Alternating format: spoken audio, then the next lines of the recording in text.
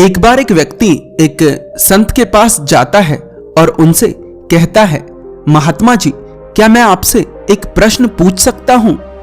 वे महात्मा उस व्यक्ति की बात सुनकर मुस्कुराते हैं और कहते हैं, चलो शुरुआत तो हो। उन महात्मा की बात सुनकर वह व्यक्ति बहुत चौंकता है। वह उन संत से पूछता है, शुरुआत तो हो मतलब? मैंने तो आज तक बहुत सारे लोगों से बहुत सारे प्रश्न पूछे हैं, फिर शुरुआत कैसी? वे महात्मा कहते हैं, बताऊंगा, परंतु पहले तुम अपना प्रश्न पूछो।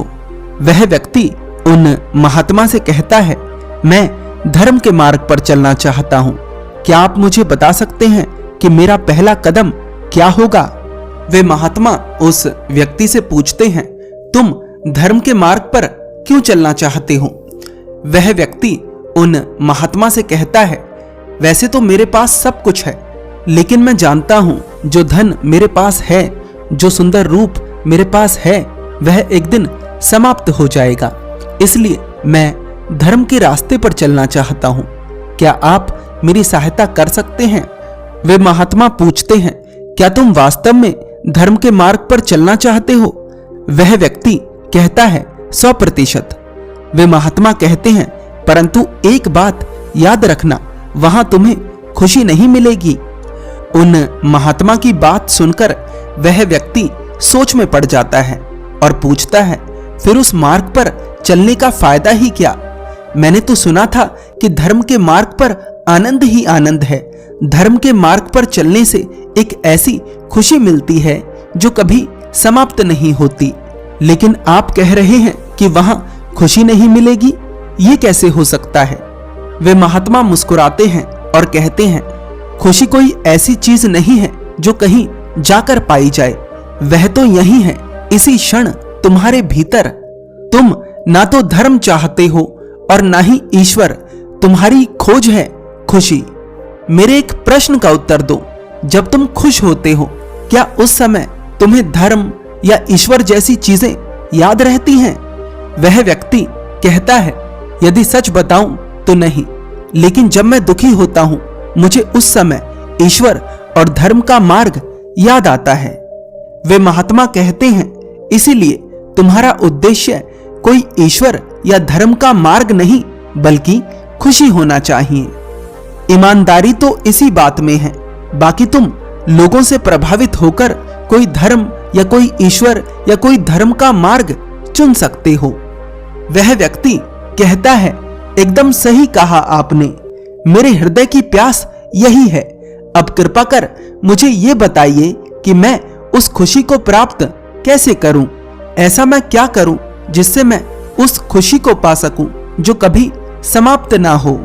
वे संत कहते हैं, शुरुआती कार्य जो तुम कर सकते हो वह बस इतना है कि जो प्रश्न तुम्हारे भीतर उठते हैं उनका उत्तर पूरी ईमानदारी के साथ खोजो, और जब तक उनका उत्तर ना मिल जाए तब तक खोज में लगे रहो।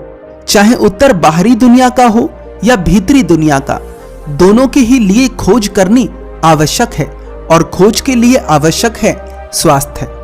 इसलिए अपने स्वास्थ्य का खास ध्यान रखो।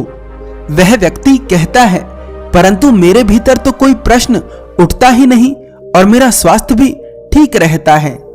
वे संत कहते हैं, प्रश्न तो तुम्हारे भीतर बहुत उठते हैं और तुम उन्हें दबा भी देते हो। हर व्यक्ति को हर क्षण एक सही विकल्प चुनना होता है, और जो व्यक्ति सही समय पर सही विकल्प नहीं चुनता, उसके भीतर तनाव बढ़ता चला जाता है, और तनाव ही स्वास्थ्य को खराब करता है। लगातार विचारों को दबाने के कारण अब स्थिति ये आ गई है कि विचार तो उठते हैं लेकिन तुम्हें पता ही नहीं चलता, प्रश्न तो उठते हैं लेकिन तुम्हें पता ही नहीं चलता। अब ऐसी स्थिति में तुम ये कर सकते हो कि तुम खुद ही अपने आप से सही समय पर सही प्रश्न पूछो। उदाहरण से समझो, जब तुम्हें धर्म की आवश्यकता ही नहीं, क्या तुम्हें फिर भी धर्म की खोज में भागना चाहिए? अगर तुम सही समय पर खुद से सही प्रश्न पूछ पाए और उसका उत्तर पूरी ईमानदारी के साथ दे पाए, तो मैं तुम्हें विश्वास दिलाता हूं कि तुम सही रास्ते पर आ जाओगे। कुछ प्रश्न ऐसे भी होंगे जिनके उत्तर तुम्हारे पास नहीं होंगे, तो ऐसे प्रश्नों को सिर्फ पूछना और पूरे धैर्य के साथ उनके उत्तर की प्रतीक्षा करना। एक बात का मैं तुम्हें विश्वास दिलाना चाहता हूं, अगर तुमने पूरी ईमानदारी के साथ प्रश्न पूछा तो तुम्हें उसका उत्तर मिलेगा। तुम्हें किसी दूसरे से नहीं पूछना है, तुम्हें बस पूछ लेना है। कौन बताएगा, कब बताएगा, इस बात की फिक्र छोड़ देनी है।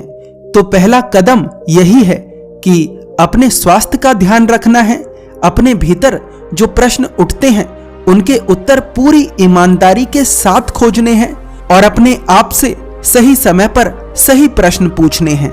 उदाहरण से समझो, क्या जो मैं अभी कर रहा हूं, क्या यह मेरे लिए सार्थक है या फिर मैं केवल अपना समय गंवा रहा हूं?